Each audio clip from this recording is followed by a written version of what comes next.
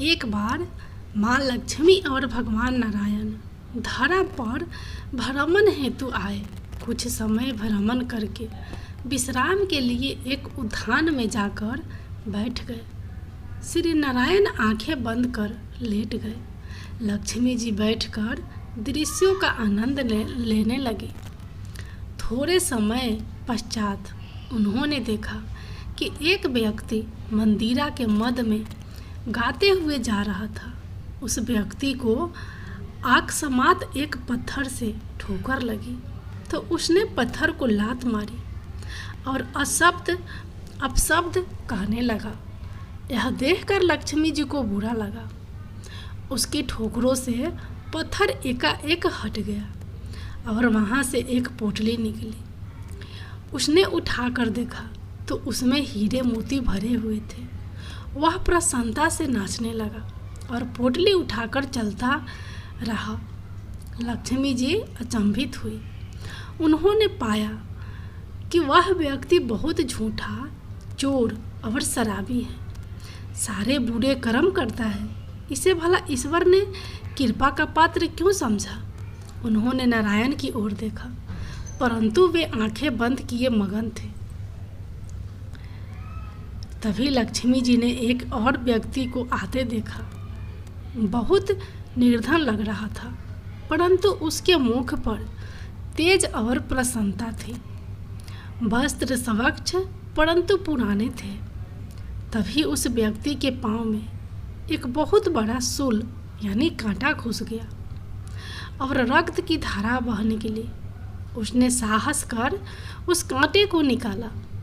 पांव में गमछा बांधा, प्रभु को हाथ जोड़कर धन्यवाद देकर लंगड़ता हुआ चल दिया। इतने अच्छे व्यक्ति की ऐसी दशा। लक्ष्मी जी ने देखा कि नारायण अब भी नेत्र बंद किए पड़े हैं।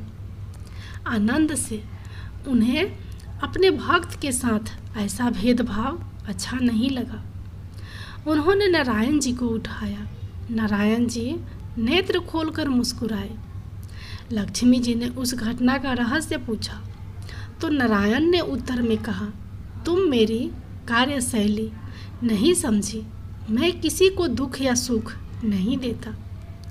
वे तो व्यक्ति अपने प्रबंध से पाता है। ऐसे समझ लो कि मैं एक लेखाकार हूँ।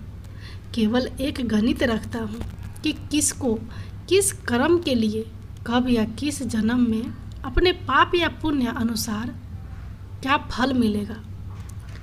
जिस अधर्मी को सोने की पोटली मिली, वास्तव में आज उसे उस समय पूर्व जन्म के सुकर्मों के कारण पूरा राजपाट प्राप्त होना था, परंतु उसने इस जन्म में इतने कुकर्म किए कि पूरे राज्य का मिलने वाला राज्य कोष घटकर एक पोटली सोना रह गया। और उस भले व्यक्ति ने पूर्व जन्म में इतने पाप करके देह त्यागा था कि आज उसे शूली अर्थात फांसी पर चढ़ाया जाना था, परंतु इस जन्म के पुण्य कर्मों के कारण शूली एक शूल में परिवर्तित हो गई।